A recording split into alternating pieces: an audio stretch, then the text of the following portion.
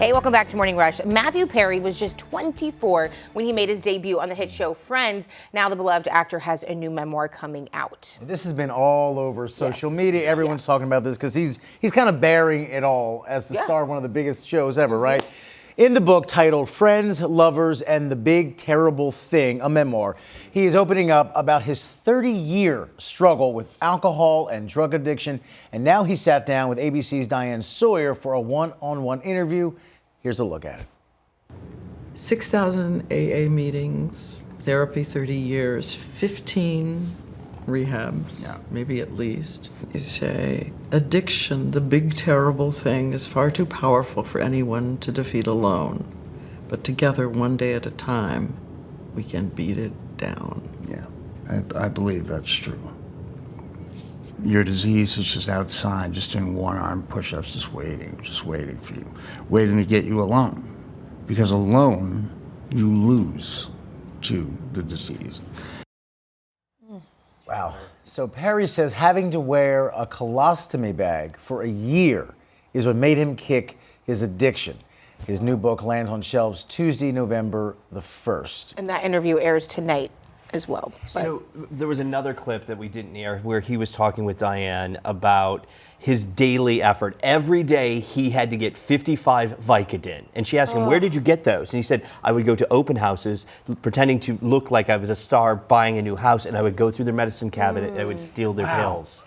And he was a star on one of the biggest television shows at the time. Then he would go to work. So it's been interesting to see him, just since he brought up this memoir, talk about all the different seasons and how he could pinpoint exactly when he was sober, when he was into drugs, when he was into alcohol in particular. So it's such a devastating disease, addiction is. And it's just really sad to, when you're watching the show, you love the show, you're appreciating the show, you have no idea what's going on behind the scenes. It's just a 24-year-old and starting out. And think about it, for a lot of fans of Friends, Chandler Bing was their favorite character because he was great on the show. He was funny. He had all the one-liners. Could this be any? Come on. And Friends was ruled the TV world for years. Long. But and you can tell if you look back at the show now. Right. You could tell some seasons so skinny. Right. Then kind and of that's what he mentioned too. Yeah. You can look back and tell that there's something with his body going on. But then I heard he said that he spent $9 million.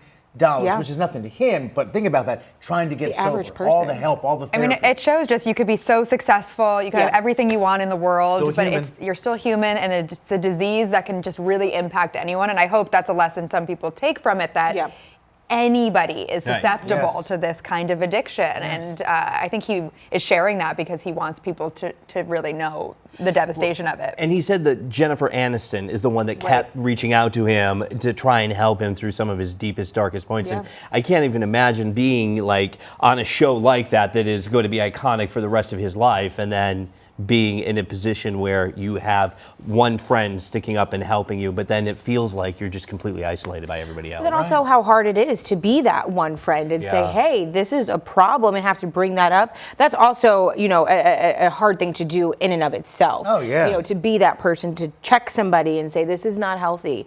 So it is hard. It talks a lot about Jennifer Aniston, too, I think, as a person. Yeah. And imagine, not just addiction, which is tough on anyone, but when you have that kind of money, you have access to whatever you want. You can afford it all. Everywhere. And so that only fuels the addiction even more because you have a huge wallet to get all the drugs and the alcohol that you need. Right. Yeah, and when they send Diane in, it's going to be a good interview. So I'm looking forward to watching that tonight and reading the book. Honestly, I think it'll be an important read. And it will help people. I think absolutely. coming this clean. Yeah.